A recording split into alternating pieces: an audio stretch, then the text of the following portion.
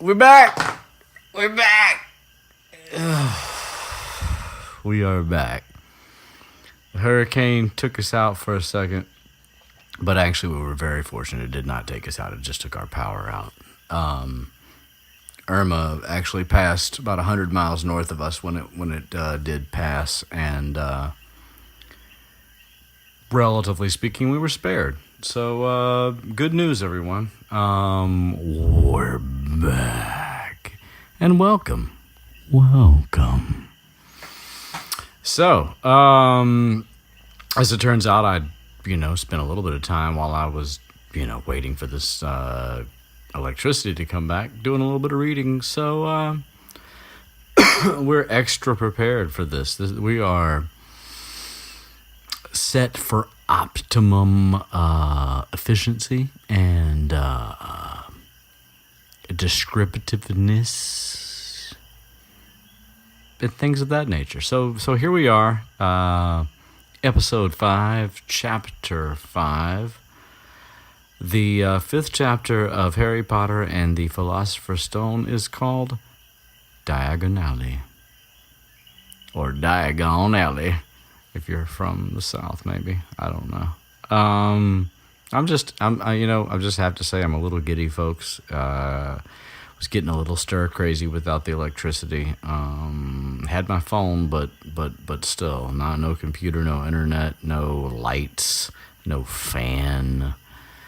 Yeah, man. Right. So here's to you, Saloon.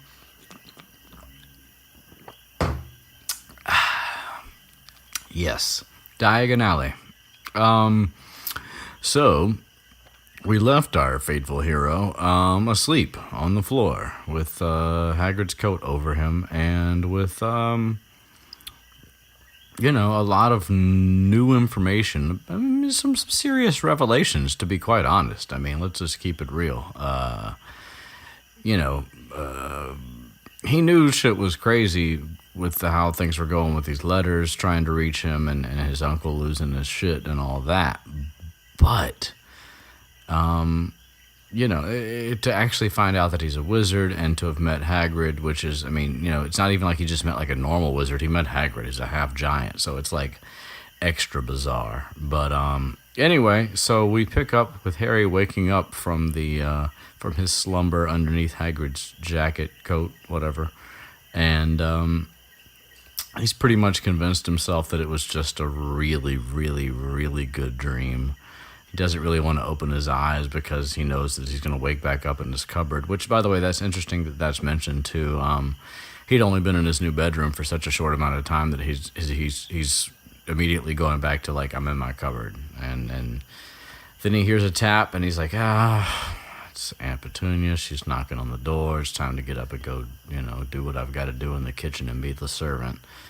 And then, oh, shit. My Kindle tried to cut off on me because I've had it open for too long and hadn't changed the page. All right, here we go. We're back. So he's like, yeah, I'm getting up. And then he sits up and Hagrid's coat falls off him. And he's like, oh, shit. It's real. It's real. It's like me in the power right now. Like, it's real. It really happened. So, yeah. And, of course, the big crazy storm that, like, set the ugly, scary scene for the previous night with Hagrid coming in is gone, and it's like, a sunlit day and all nice and shit. So, and he wakes up and Hagrid's asleep, and let's see here. Yep. And so, yeah, he's like elated right now, just ecstatic that, like, holy shit, this is real. Like, there's a giant man on my couch. Well, not my couch, on the couch in this crazy place that I'm at. And anyway, he turns out that the tapping was an owl at the window, and he goes and lets the owl in, and the owl has a newspaper, which it drops on Hagrid, and then it proceeds to try and seek payment, but Harry doesn't realize that's what's happening. It's just attacking Hagrid's jacket as far as he's concerned. So he's like, what? Wait, what's going on? He's like trying to stop him, and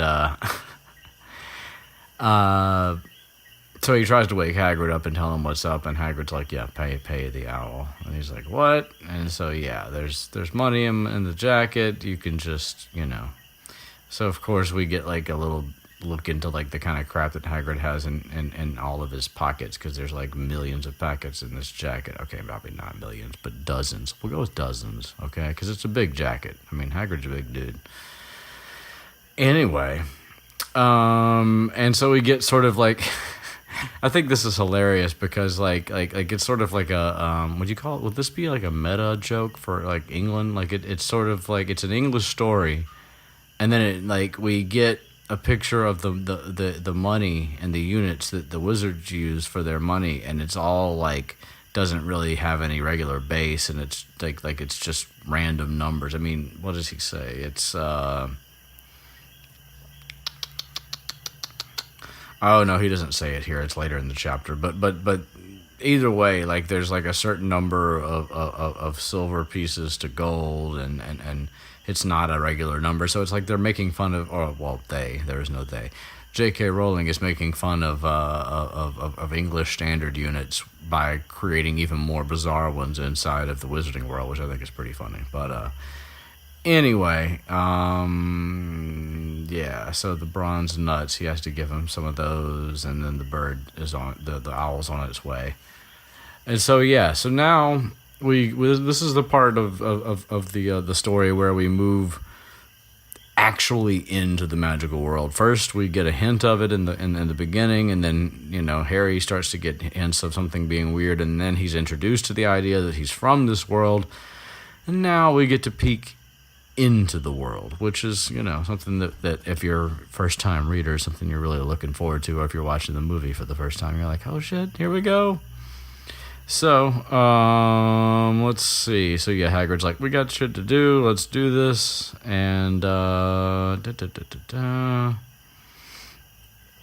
But yeah, so Harry's like, wait a minute. One thing about this, don't really have any money, and you heard my uncle, he's not gonna pay for me to go there. Yeah, and he starts to feel the little happy bubble deflate inside of him because he woke up and his dream was true, and he's like, oh, how can I do this now? And Hagrid's like, but don't worry about that. Turns out you're kind of a trust fund baby. You just didn't know it for the first 11 years of your life. Spoiler. And he's like, what if the house was destroyed? And he's like, there's a bank, man. We have a bank. They didn't keep their gold in the bank. I mean, they didn't keep it in their house. They kept it in the bank. And so we get mention of Gringotts. And so more Hagrid's position continues in this chapter. He's given really the biggest task of laying out the world for Harry and for us, the reader. So we get mention of Gringotts, the Goblin Bank, and Harry's like, goblins? There's just so many, like every detail is like a revelation for Harry at this point, and also for the reader if you're reading without having seen the movies anyway. And inconsistencies be damned. There are so many relevant points and things set up this early in the story, and we get our first mention of Hagrid telling Harry that he about Gringotts and the safety, and he's like, you'd be mad to try and rob it, I'll tell you that. So yeah, spoiler alert, that's gonna come up later. Let's see, yeah, and then we get a reference to the 7th book, and we also get a reference to the end of this book, this particular book that we're in, which is when he says that Gringotts is the safe place in the world for anything you want to keep safe, except maybe Hogwarts. So yeah,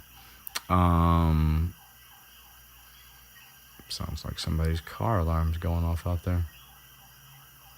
That's cute. Oh no, that's a siren. Oh, that's another thing. And so in Puerto Rico, random side note in life,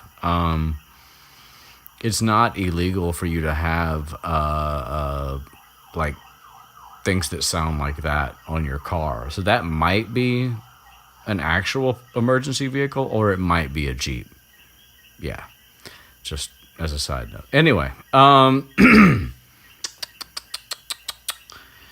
so yeah, you don't want to rob Gringotts, and also Hogwarts is a good place to keep things safe. These are notes we get. And then we also get we get mention of Dumbledore, and it's Hagrid saying that Hagrid puffs himself up. I've got Hogwarts business. I'm not my Hagrid voice is just going to be completely hit or miss tonight. I can feel it. More misses than hits. Just be nice, man, be nice.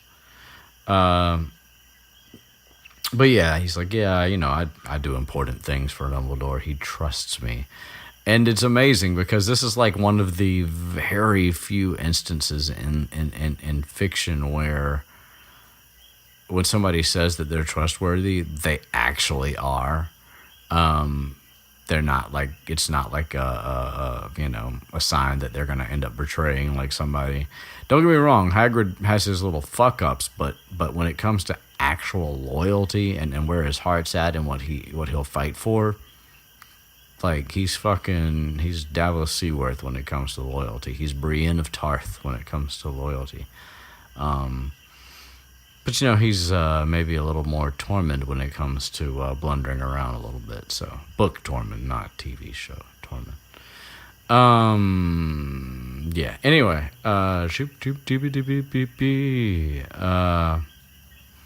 so anyway, they that's all mentioned while they're still inside the little hut on the rock. So they go outside, and Harry's like, how'd you get here? Because we came in that boat, and I don't see anything else. And he's like, yeah, I flew. It's like, flew? And he's like, yeah, but we're gonna take the boat. No magic now that I've got you. So anyway, which is interesting because we never see Hagrid fly anything except for that motorbike, depending on what country you're from. Ever else in the story, but again, like I said, there are some little funky things here, and it's like there's not. Also, if he flew and he didn't use the motorbike, where's the fucking broomstick? And there's no broomstick mentioned either. So I don't think Hagrid could fly on the wind like Voldemort. That was a spoiler too, but hey, that's how we play it. Fast and loose around here. So I don't really know what that's fucking supposed to mean, really. Man, see, this is... I feel Swift here because, like, this is... when you start to break down a book, like, to this level that I'm doing right now, like, I've read these things so many times, and yet, even now, when I'm having to talk about it as I'm reading it, like, I'm picking out things that I didn't think about any of those other times. So, you're welcome, I guess. That calls for another sip of beer, I think.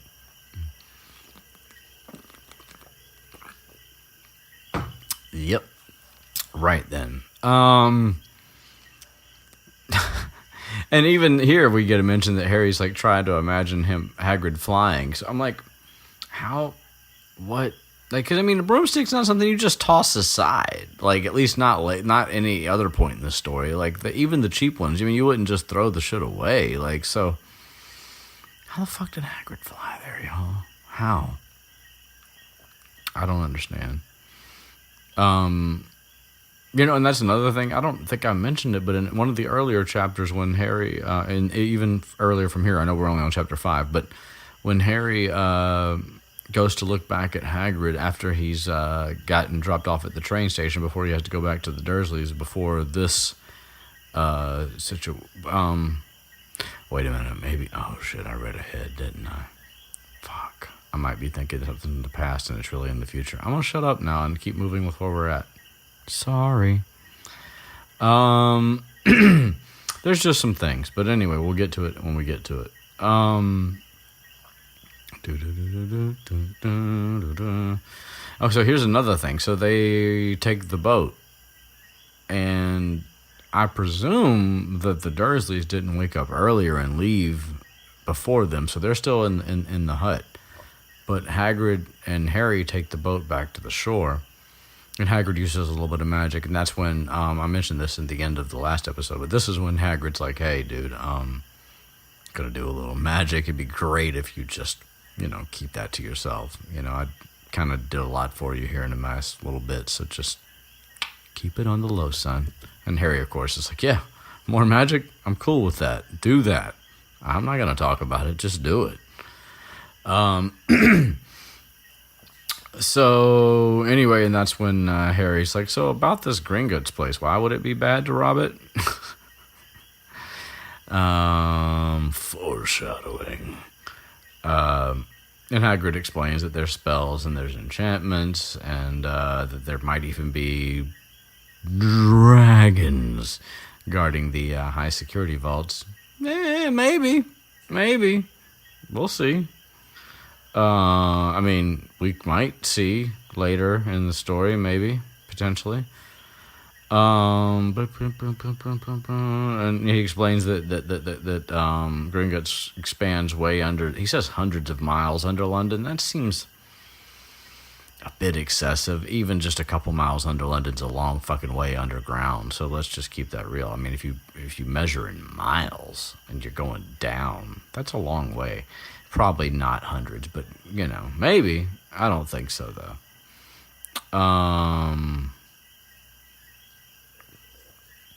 Let's see. It is mentioned that Hagrid's reading the Daily Prophet. I'm like, do I want to break down why the Daily Prophet's kind of a funny name?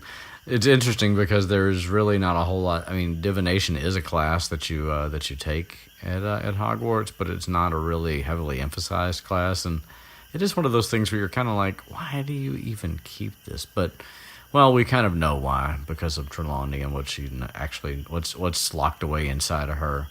But anyway, it's just interesting that their newspaper is called the Daily Prophet because it's not like telling the future is a big part of the wizarding world. It's really not, actually. Anyway, but Harry thinks that because of his experience with his uncle that people don't want to be talked to while they're reading the paper, so he tries to keep his mouth shut. But of course, it's not really like that with Hagrid. He doesn't realize that yet, and Hagrid's reading and commenting as he speaks. And he makes mention of the Ministry of Magic messing things up as usual. And that's when Harry, so again, we're in exposition territory here. We learn that there is a Ministry of Magic, and that Dumbledore's been asked to be the minister, but of course he doesn't want to leave Hogwarts. Blah blah blah. We get our first mention of Cornelius Fudge, who is the current Minister for Magic through 4 or 5 books. I forget exactly when that changes, but it will change. But he's the Minister for Magic for a while early on in the story. And it says the ministry's main job is to basically, he doesn't say it in these words, but he says that their main job is to enforce the statute of secrecy, which is to keep muggles from knowing about them. And I'm not sure if that's their main job. It's definitely part of it, but I don't. Again, it's the first book, so I don't know if Hagrid's a little bit wrong or if she's just still figuring out what everything is with the ministry, because we don't actually get inside the ministry for a while, book-wise. Anyway.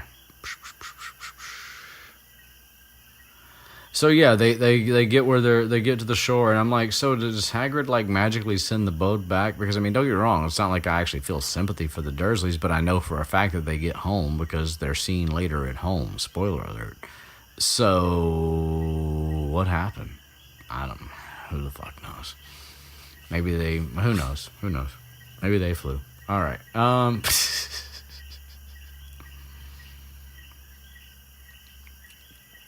Oh, and Hagrid mentions too, the reason why we don't want anybody to know that they're wizards anywhere is because everybody wants magic solutions for their problems. And I'm like, yeah, That's part of it, but also, as history has told us, that anybody who's looked at as different or weird is also potentially hunted and or persecuted and or killed. So there's that too. So there's a lot of reasons for that statute of secrecy.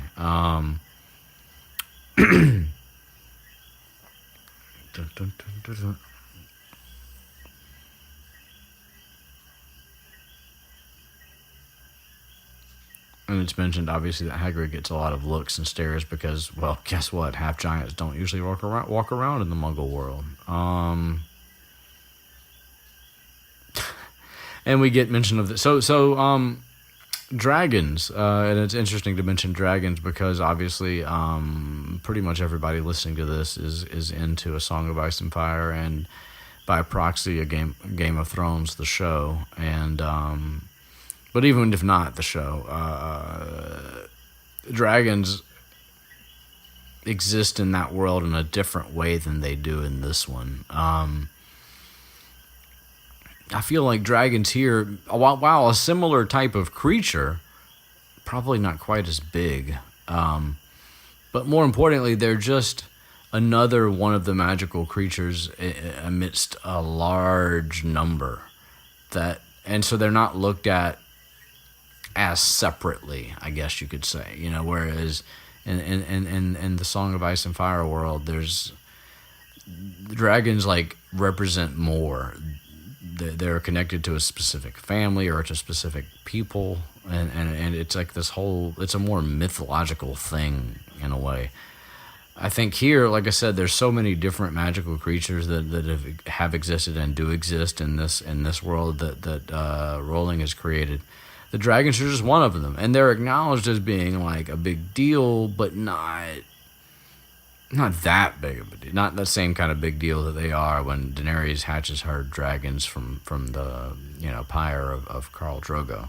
So anyway, and we get Hagrid being like, "Yeah, I sure would like to have a dragon," and Harry's like, "You'd like one?" He's like, "Yeah, ever since I was a kid." Now that's not a normal thing in the Wizarding world. We're getting our first hint at the fact that Hagrid is, because he's a half giant, he sort of views the world differently, and he doesn't see things that are dangerous to humans as dangerous to himself or dangerous in general. He has like a different view on dangerous magical creatures, basically. And so this is and then that's going to come up, many times throughout the books, not even just this book. In fact, I don't even know that it comes up that much in this one specifically, but it comes up, and it comes up again, and it comes up again. So anyway, we're getting our first look at it, and it's referred to later as Hagrid's monster fancy, and I mean, there's kind of some validity to that idea, but it's not like there's no malice in it. For Hagrid, he just understands and sees creatures differently, and I've mentioned before, this is kind of similar to the MO of Newt Scamander. I think that's how you say his name. The author of Fantastic Beasts and Where to Find Them, and the star of the movie of that same name. Anyway, so yeah, they take the underground to get to Diagon Alley, or to the area where you can get to Diagon Alley, which is kind of funny. And so we get like the opposite problem where Hagrid doesn't understand Muggle money, so it's like just lots of English making fun of English kind of thing. More people staring at Hagrid on the train because in an enclosed area he looks even bigger, I'm sure.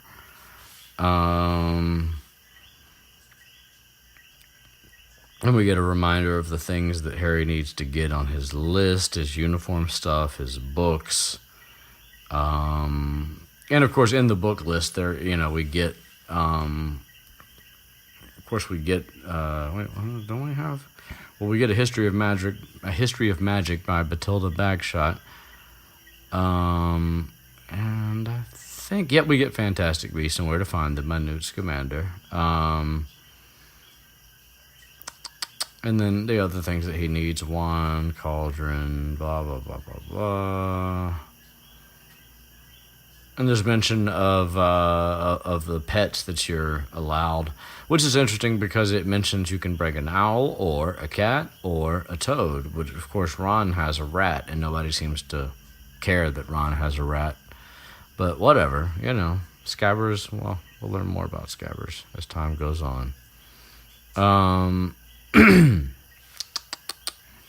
And there's a mention, a specific mention that first years are not allowed their own broomsticks, which also relevant to this book. And Harry's like, so wait, we can get all this in London? And Hagrid's like, if you know where to go, you can, buddy. And we get another sort of like, just a reminder, even though we're moving into the magical world now, we get another reminder of Harry's limited existence with the Dursleys, because it says that Harry's never been to London before. And I forgot to look on a map before I started this to see how far Surrey was from London, but it seems interesting enough that Vernon was going into London to get Dudley's tail removed when he get dropped off at the train. So it's I know it's coming up. It's not actually happened yet. See, I read ahead, and this is what happens. But point being is that Harry's never been to London before this moment. So it's interesting that surely the Dursleys have been to London in 11 years that Harry's been around. So anyway, that's all I'm getting at. That's all I meant. This is what happens. I'm not going to read ahead much anymore, but there was a hurricane. The power was out. I was bored. I got a couple chapters ahead. I'm sorry. We'll keep it together. Tracks on trains. Here we go. More little humor about Hagrid and his fascination slash confusion about Muggles and their lack of magic and the little things that they come up with as a result of the fact that they don't have magic.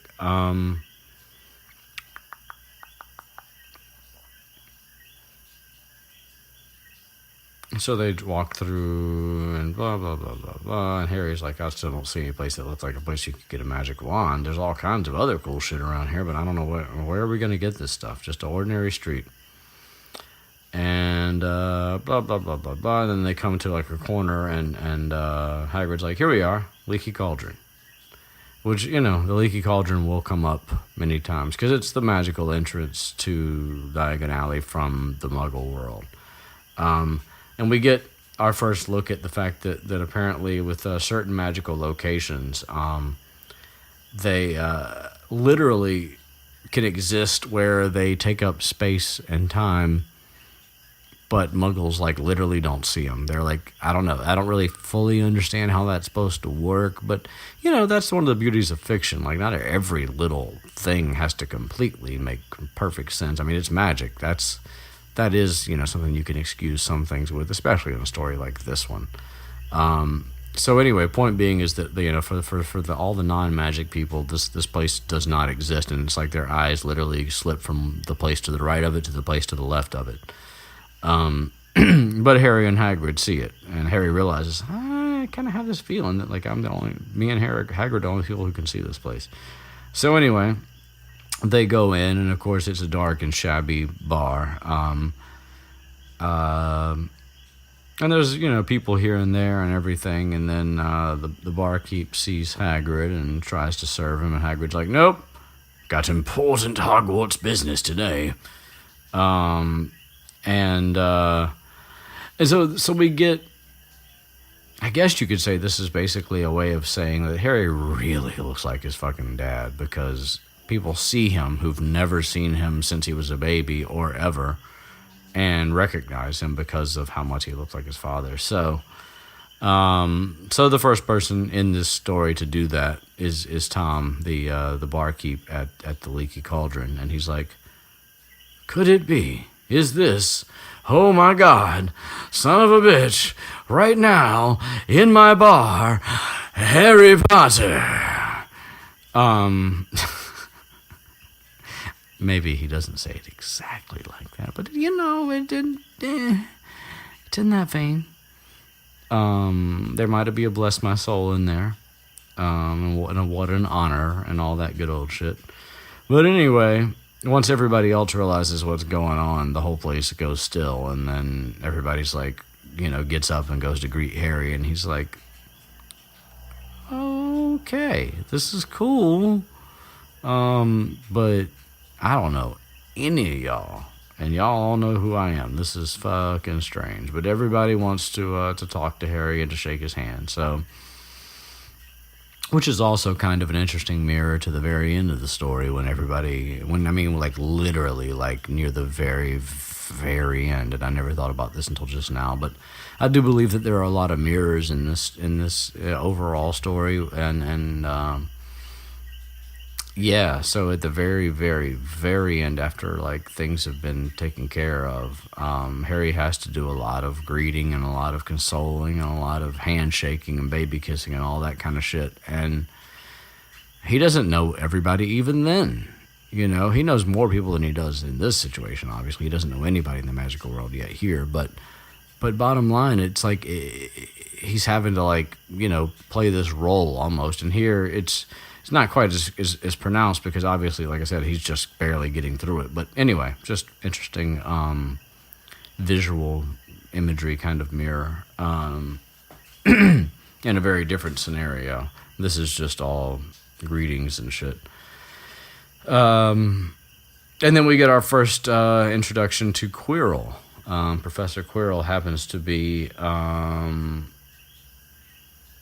in the bar that day, and we find out that he is the defense of the dark arts, defense against the dark arts. Thank you, teacher, and we also find out that he's like big time, like stuttering and like nervous and scared, acting Potter,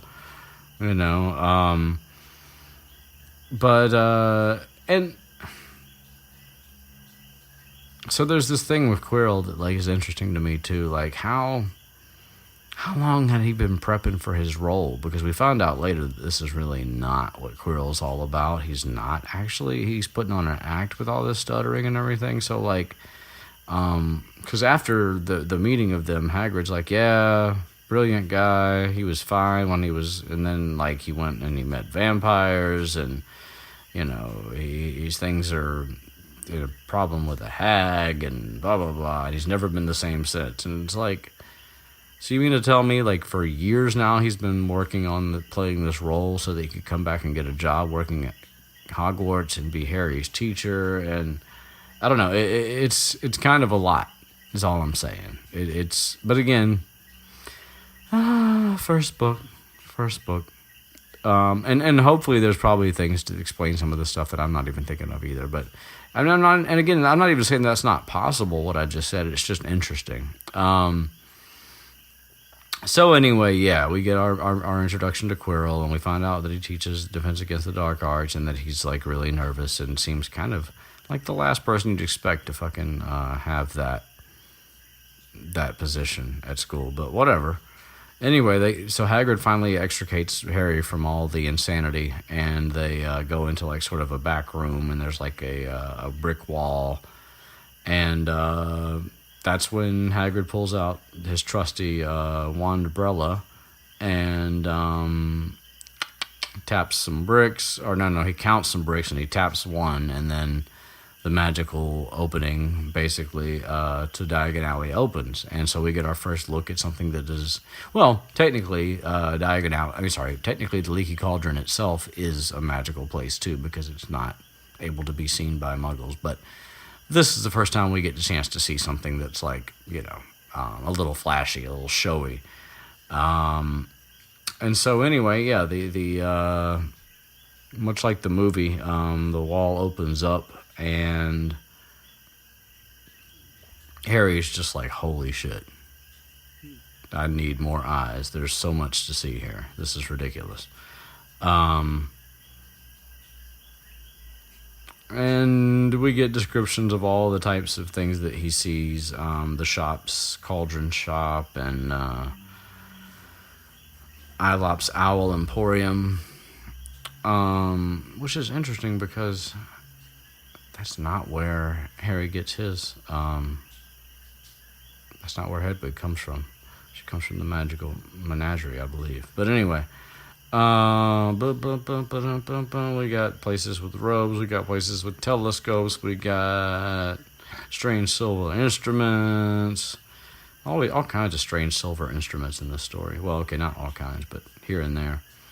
And then so they go and they go and they go, and then Hagrid's like, Gringotts! And they look up, and there's like this big snowy white building that sort of towers over everything else, and Harry looks up, and then there's wearing a uniform of scarlet and gold, which is interesting. Why scarlet and gold? Those are the Gryffindor colors. Why would goblins be wearing them? But yeah, that's when Hagrid's like, "Yep, that's a goblin." So they go up and they get bowed into the building, and then we get that little. There's a little anti-thievery poem. And it basically, I'm not going to read it, but basically it's like Hagrid's warning all over again. Basically, like, if you try to steal from us, it's not going to go well for you. Just FYI. Unless, of course, you're Harry Potter and it's book 7. But, you know, hey, and you've got a just cause. Just causes are important. You know, they are. They are. And Hagrid even again says, like I said, you'd be mad to try and rob it. So, like, point fucking hammered home, okay? I mean, granted, it's not a big deal. It doesn't come up for a long time, but nonetheless, you have major point rolling. We understand about Gringotts. It is known. So, we get more goblins inside doing things behind the counter. And, so Hagrid's like, Hagrid handles all the business. He's got Harry's key, which I'm assuming he has because Dumbledore had it, because Dumbledore is like sort of the keeper of everything, and Hagrid's the keeper of the key, so he has this key. Anyway, and of course Hagrid doesn't just have the key in like a pocket that he knows which one it is. He has to go through some of the assorted pockets and like empty a bunch of bullshit onto the desk because, humor. And it is funny when you're reading it, don't get me wrong, it is. That's one of the things about Hagrid, And he also has a very important letter from Dumbledore about the you-know-what in Vault 713. Very important. And so we get our first look at Griphook, which is another goblin who gets called by the guy at the desk to escort Harry and Hagrid to the appropriate vaults. And Harry's like, so, what's that you-know-what in the vault? And he's like, yeah, I can't tell you that. And Hagrid sometimes is a slipper-upper. He sometimes says things he shouldn't say. He doesn't hear. When it comes to Dumbledore, most of the time, he's not going to fuck up. Like, that's one thing. Like, again, like I said, he's one of the few characters who will say that I'm trustworthy and, turns out actually is. So anyway, we realize that, as it turns out, the entry hall that they come through is really the only place that's all marble and polished and this, that, and the other, and all nice and stuff, and that everything off of that is passageways that are like more like caverns and just rough stone passageways lit with flaming torches and that kind of deal. So Griphook calls a cart, and they ride in these crazy fast carts to get to the vaults. And let's see, it's all cold, and the air is like stinging his eyes, and he's trying to like keep track of where they're going, but the cart's moving too fast and it's making Hagrid stick to his stomach. Harry's trying to ask him what the difference between a stalagmite and a stalactite is. And Hagrid's like, stalagmite's got an M in it. And yeah, don't ask me anything else because I'm kind of feeling sick.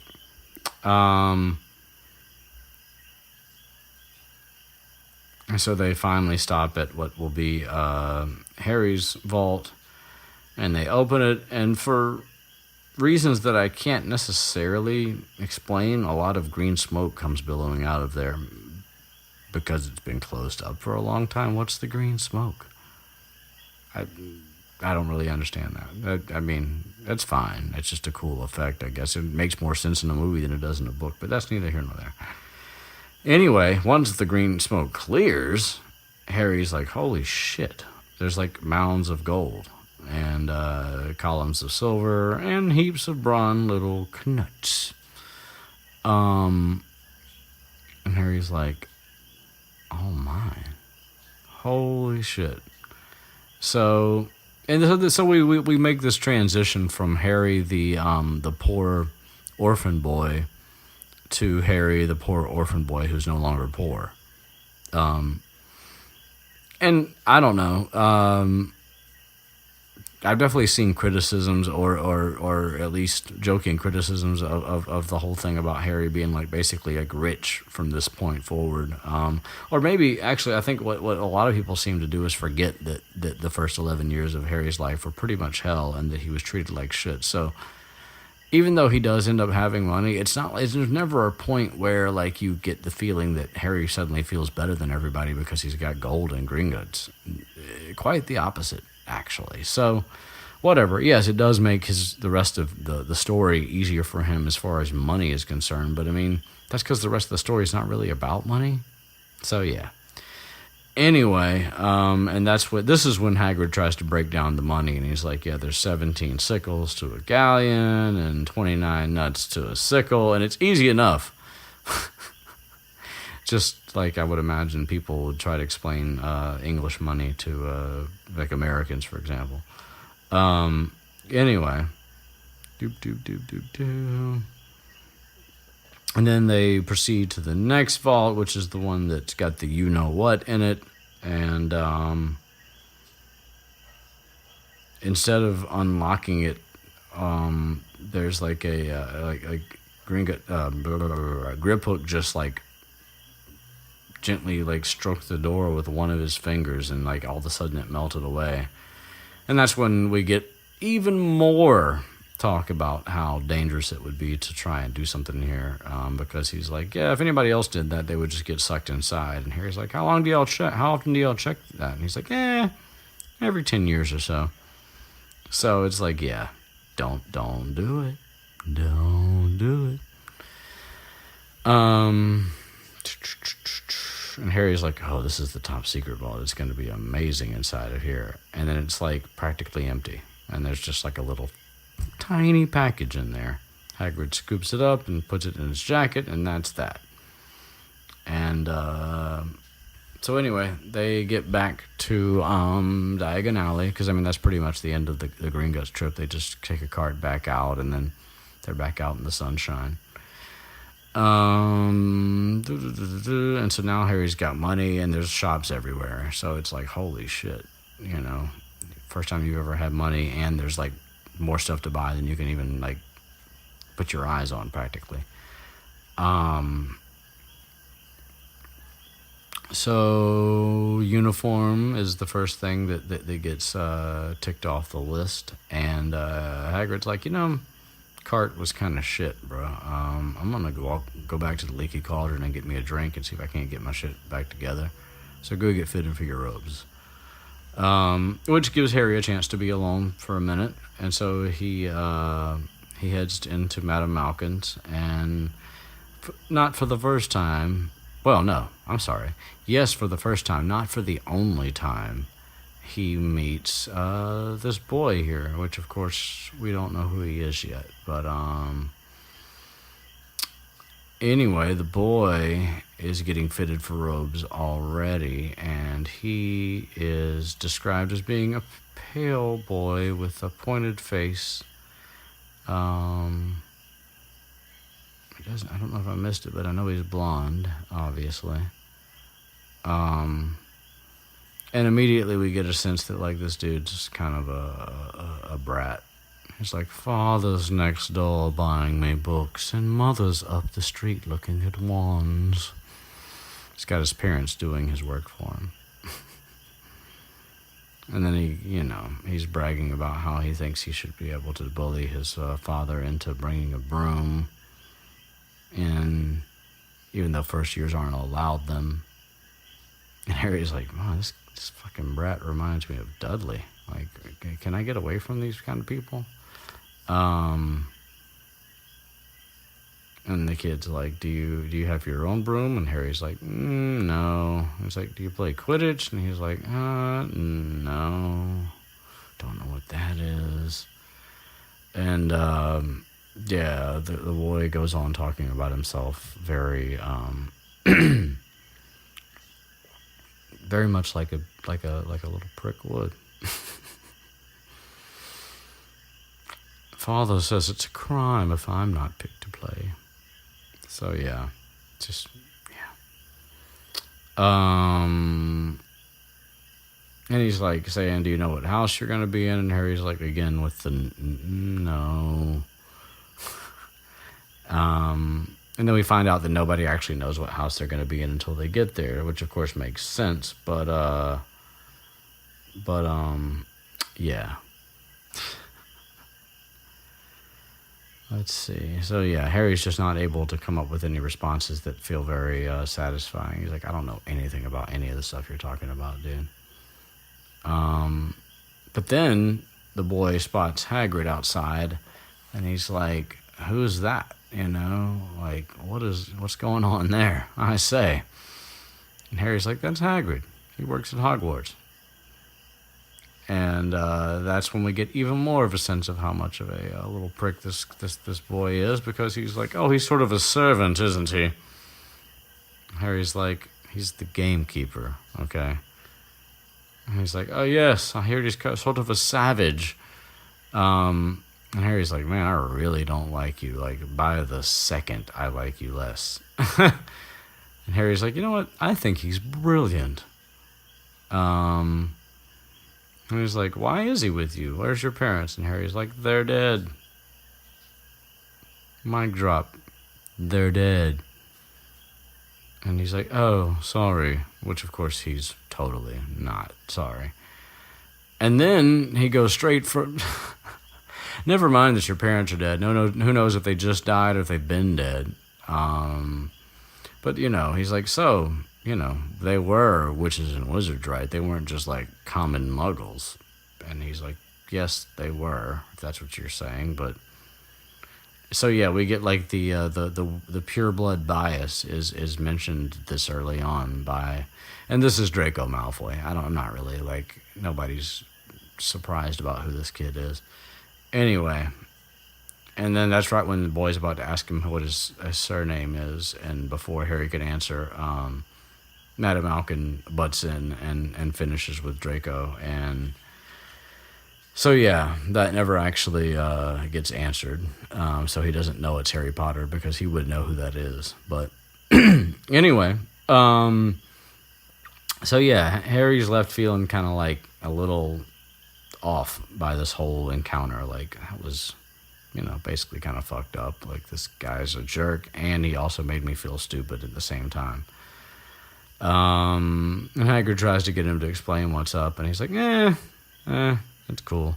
So then he asks Hagrid about Quidditch. Hagrid tries to get into a description of it. And then he also mentions something about the people from Muggle families thing, and Hagrid's like, "You're not from a Muggle family," which of course he also then says, "But even if you were, like, plenty of good witches and wizards have come from Muggle families. Like, look at your mom. So look what she had for a sister." So he gets into Quidditch a little bit, but not too much detail. Like, that's one of the things. It's interesting because it's like the same for Harry as it is for the reader. At least if you're a first-time reader, Quidditch is mentioned a few times, and like the explanation gets more detailed each time. But it's not really until Harry. Well, okay, let's not go too far. We're going too far. Spoilers at a reasonable pace. That's what we want to do here. And the school houses are mentioned, and so all four of them are mentioned, and Slytherin is mentioned as one of the shitty ones. Okay, maybe the only shitty one, really. Like, only dark wizards. All dark wizards come from Slytherin, though maybe not all Slytherins are dark wizards. Yeah, there we go. That's basically what. Yeah. And so he's like, "Oh, I mean, you know who was at Hogwarts? He was one." And Yeah. Oh, so and then we get our first mention, our first hint, not even really mention. We just get our first hint at the Hagrid Voldemort connection, and what I mean by that is that when before Voldemort was Voldemort, he was a boy, and shocking, and he went to Hogwarts, and he went to Hogwarts when Hagrid went to Hogwarts, which was like either a generation or a half generation before most of the parents in this story. So like they're just a bit older than like the like Harry's parents would have been, and the Weasleys are, and you know they're just it's like been like 50 years since they would have graduated, but we know that Hagrid didn't make it to the end. He was expelled. But anyway, yeah, Hagrid's like, yeah, he was there years and years ago, and that's really kind of it. But it's like, it's the point that Hagrid knows that we understand. Well, we don't understand now, but we would understand later, looking back, that it's like Hagrid knows exactly when the fuck Voldemort was at Hogwarts. It is shitty because like it's really impacted his life in a pretty major way. I mean, granted, he doesn't have a horrible life and he's pretty happy with it, I think, but it's still, Hagrid got kind of like got the shaft. And I still don't really understand why it didn't get rectified, but anyway, I mean, Dumbledore solved so many other legal problems for people. But Hagrid's Hagrid, so it's different, I guess. I don't know. Anyway, so we get mention of all the major shops that you have to go to. The bookshop, Flourish and Blots, blah, blah, blah, blah, blah.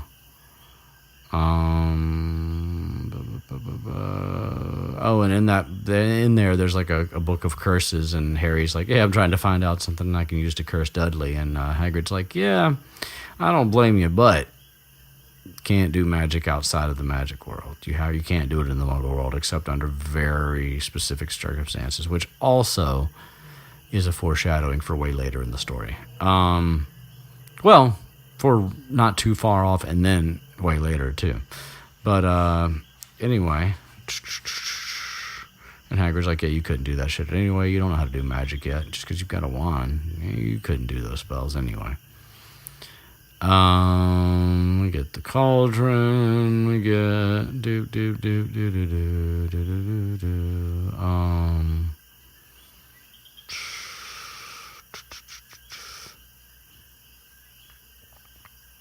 and then it's time to get the wand. I may have skipped something. I don't know. It doesn't look like too much. Just a bunch of random places that you stop.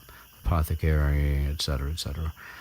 And then, yeah, time to get your wand. So then they go to, but Hagrid first is like, I'm gonna get you a birthday present. Harry's like, you don't have to get me. He's like, I know I don't have to get you a birthday present, but you live with the Dursleys for 11 years. I'm getting you a fucking birthday present.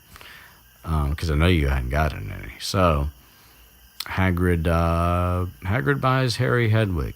Not named right away, but his snowy owl, who is soon named Hedwig, Hagrid buys for Harry, which I think is kind of beautiful, because Hagrid has a very special bond Harry has a very special bond with Hagrid, and he develops a very special bond with Hedwig as well. Hedwig. So let's see. And then it's time to go to Ollivander's. Right? Yes. And this is an interesting thing. It says Ollivander's, makers of fine wands since 382 BC.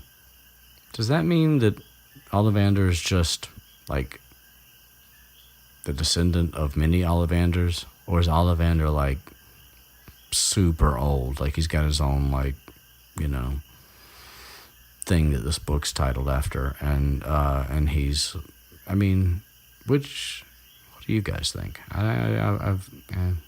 Anyway, either way, Ollivander's as a shop has been making wands since 382 BC. That's a long fucking time ago, y'all.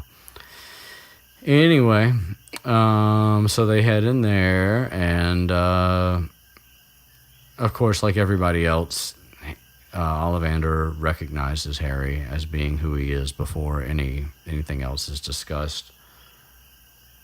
Getting so many messages while I'm trying to do this. Oh, I think those are admin chat messages. All right, fine.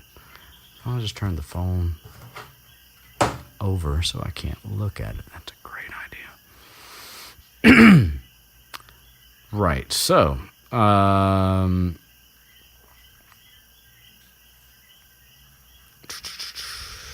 like I said, Ollivander knows that Harry's Harry. He calls him by name. And we get the first mention of your mother's eyes. And of course, we also learn that Ollivander remembers every wand that he's ever sold. Every single one. The dimensions, the materials used to make it, and the person who bought it. And he recites these things. It's one of his things. It's kind of his shtick. And he rattles off the wand specs for Lily Evans, which would be Harry's mom. And we get a little hint about Harry's dad, because it mentions here that he favored a mahogany wand. Blah blah blah. The details aren't important, but it says a little more powerful and excellent for transfiguration. Transfiguration. I wonder what Harry's father transfigured himself into, or transfigured. Oh, I gave something away. Whoops. Right then.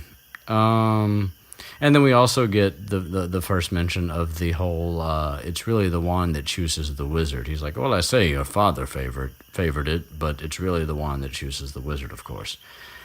Which is an interesting concept, because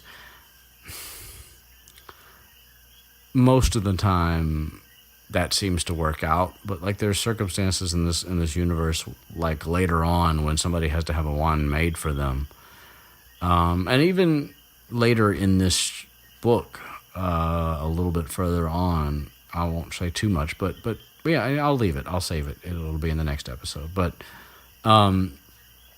there's a few little minor challenges to that idea of the wand chooses the wizard, because obviously the point is that the best situation is like that, but I guess you can still end up with a wand and do magic with that wand, and do reasonably good magic with that wand, depending on how it goes. But anyway,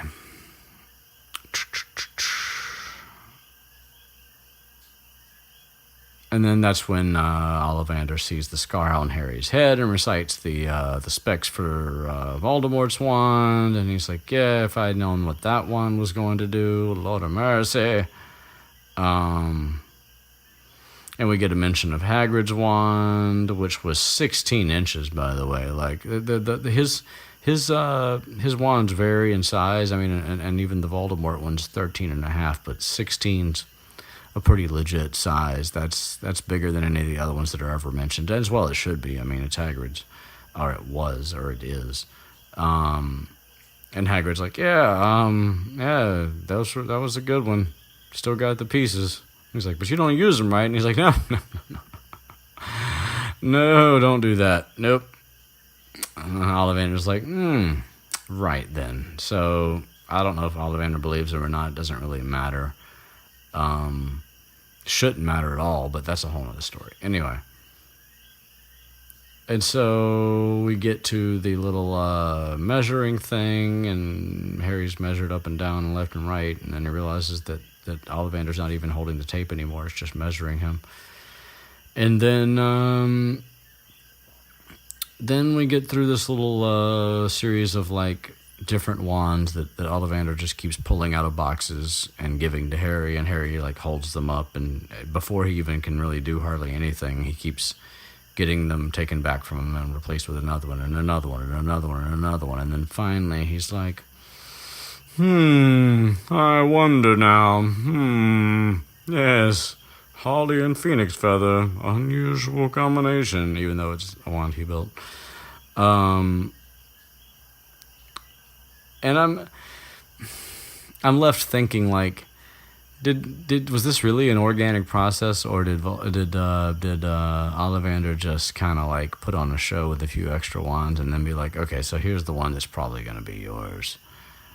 And he gives the wand to Harry, and Harry immediately feels like let's see, where is it? Okay. He feels a sudden warmth in his fingers. And then he brings it over his head and swishes it down, and of course, red and gold sparks fly out of the tip. You know, because we need another Gryffindor foreshadowing. And everybody's like, "Oh, bravo!" And Hagrid's like, "Woo!" and all that good stuff. And that's when Ollivander's like, oh, "Very curious, curious." As he's rapping it, just curious, curious, curious. Oh. And Harry's like, "Okay, I get it. You want me to ask you what's curious?" And he's like, "Yeah, I know I may have kind of intimated this already, but as it turns out, I remember every single one that I make. And it just so happens that this one, that the phoenix whose tail feather is in your wand, gave another feather. Just the one. And it's very curious indeed that you should be destined for this wand when its brother gave you that scar." Bum bum bum.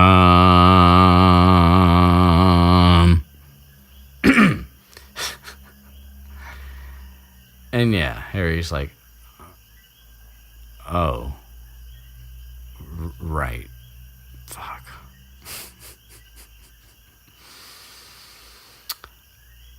So yes, very curious. The wand chooses the wizard. Remember. And that's when he's like, "We must expect great things from you, Mr. Potter. After all, he who must not be named did great things. Terrible, yes, but great." And that's when Harry's like, "I don't really know if I like Ollivander or not." And it's like, I kind of get that, but I'm like, dude, understand the difference between terrible and great. That's all you need to do. Ollivander's just simply stating that Voldemort was powerful. That's all he's saying. He's not saying that, Voldemort was a swell guy. He said terrible. Terrible is not like a word that you can redefine. It means fucking terrible. Great just means that it was of great magnitude, that it was like he had a lot of power. Great does not mean gooder, okay? So Harry, like, dude, give Ollivander a break. Also, he might be like several hundred years old. So just, I'm just saying. Because this comes up later. And I'm like, Ollivander's like a vampire. Like, he's been around for so long that his relativity is different on the world. Like, he sees things differently. Anyway, right.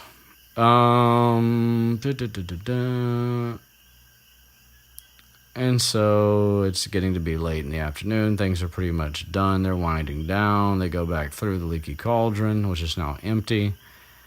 And then Harry's just kind of feeling kind of glum. He's like, man, like, it's cool. It's like the best birthday I've ever had.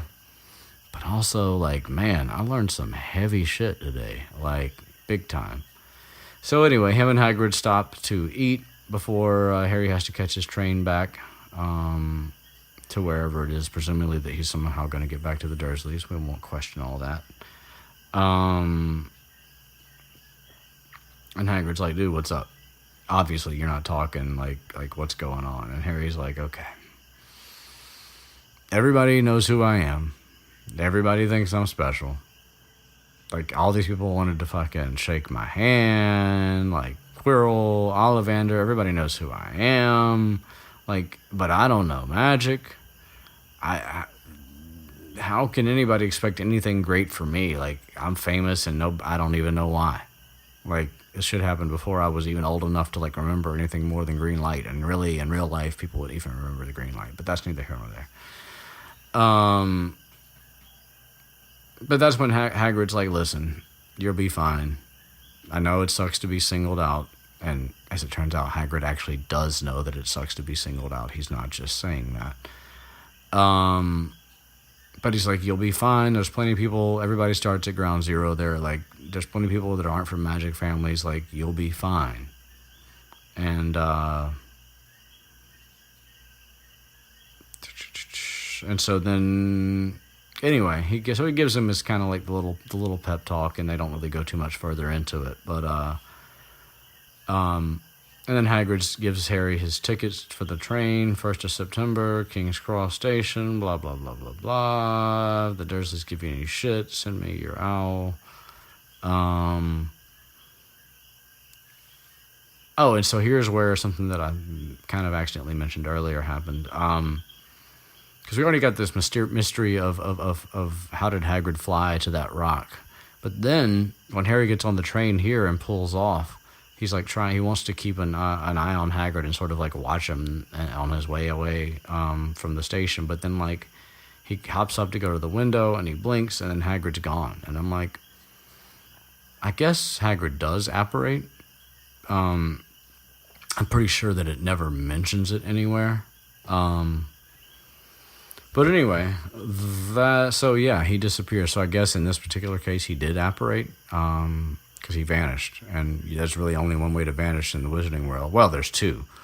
You could cast a disillusionment charm, but that would probably work a little differently. And also, Hagrid's not casting a disillusionment charm on himself to make himself invisible. He's apparating if he's doing anything that involves disappearing.